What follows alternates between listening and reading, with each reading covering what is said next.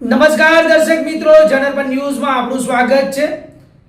હું છું આપણો મિત્ર કંચન પરમાર. આવો સાંભળીએ આજના મુખ્ય સમાચાર. વડોદરા શહેરના તરસાલી વિસ્તારમાં આવેલ પૂજ્ય રવિશંકર મહારાજ નામની કુમાર છાત્રાલયમાં છાત્રોનો હોબાળો. સારું ભોજન ન મળતા છાત્રોએ વિરોધ નોંધાવ્યો.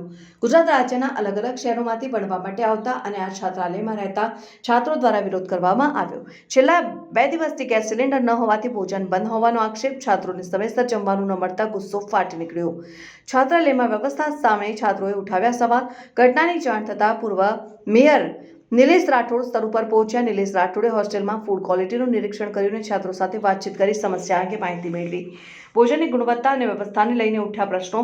2 દિવસથી ગેસ સિલિન્ડર ન હોવાથી રસોઈ બંધ હોવાનો મુદ્દો.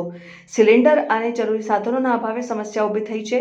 છાત્રોને યોગ્ય ભોજન ન મળતા તકલીફ વધતી ગઈ અને સ્વાસ્થ્યનો પણ અભાવ. કિચન મગનકીનો સામ્રાજ્ય લોટ અને શાકભાજીમાં જીવાત અને કોકરોચ જોવા મળ્યા. પૂર્વ મેયરે મુદ્દો સરકાર સુધી પહોંચાડવાની વાત કરીને છાત્રોની સમસ્યાનો તાત્કાલિક ઉકેલ લાવવા માંગ. હોસ્ટેલ વ્યવસ્થાને લઈને વિદ્યાર્થીઓમાં ભારે નારાજગી. શું સમસ્યા હતી? આ ગેસનો બોટલ તો 2 દિવસથી નથી આવતો અને તોય છતાં કે એ પહેલાં પણ ગેસનો બોટલ હતા તોય છતાં જમવાનું સારું નહોતું. અને હવે ગેસનો બોટલ નથી તો હવે સાહેબ એવું કહે છે કે તમે કે અમને ગેસનો બોટલ લાવી દો એમ. તો અમે એ કરવા ગેસના બોટલ લાવવા અમારા મા બાપે અહીં મોકલ્યા છે કે પછી અમને ભણવા માટે મોકલ્યા છે?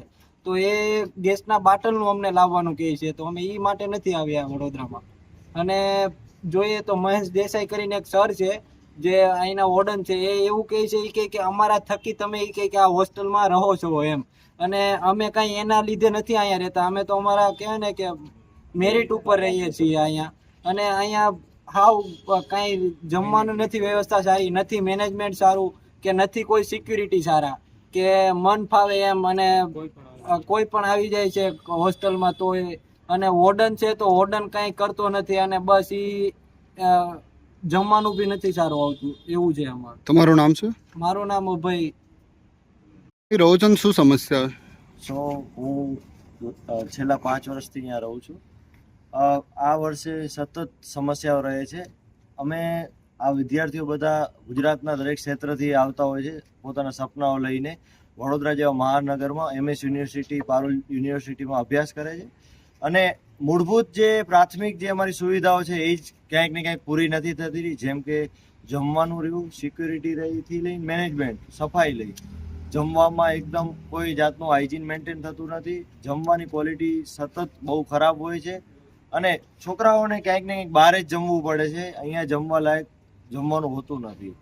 બીજું જોવા જઈએ તો શિયાળામાં ગરમ પાણી મળતું નથી થી લઈને ઘણી બધી સમસ્યાઓ આ હોસ્ટેલમાં રહી છે. મેનેજમેન્ટ ક્યાંક ને ક્યાંક જ્યારે સરકાર આટલો બધો ખર્ચો કરતી હોય છે, આ બધા વિદ્યાર્થીઓ મેરિટ થ્રુ આવ્યા છે, એમના પાછળ આટલો બધો ખર્ચો સરકારનો થતો હોય છે, તે છતાં અધિકારીઓ અને કોન્ટ્રાક્ટરના બાપે જે અમને વંચિત રહીએ છીએ સુવિધા છે, એના થકી આજે અમે મીડિયાને જાણ કરી હતી અને અમારી વારે અહીંયાના લોકલ નેતા નિલેશભાઈ રાઠોડ અમારી સાથે આવ્યા છે.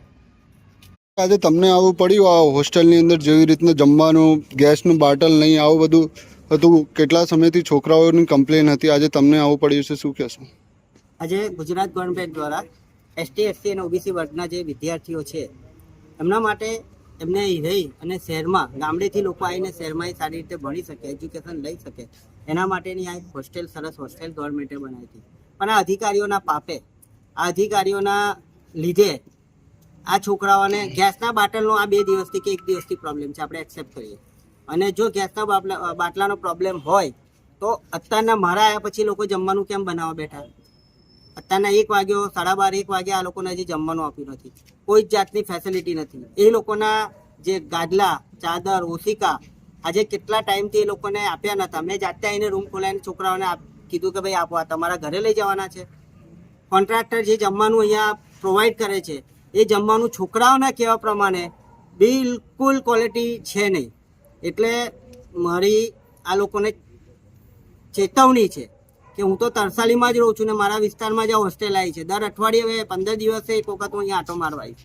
અને જે કંઈ બી અત્યાર સુધીનું થયું છે એની તમામ રજૂઆત હું અમારા શહેરના જે મંત્રી છે મનીષાબેન વકીલ એમને ચોક્કસ આ છોકરાઓને લઈને જઈને કહીશ કે ગવર્મેન્ટ જ્યારે આટલી ફેસિલિટી આપતી હોય, આટલા રૂપિયા ખર્ચતી હોય છોકરાઓને ભણાવવા માટે, છોકરાઓને રહેવા માટે, તો અધિકારીઓ અને કોન્ટ્રાક્ટરના પાપે જે આ છોકરાઓએ ભોગવવું પડ્યું છે એની રજૂઆત 100% કરવામાં આવશે.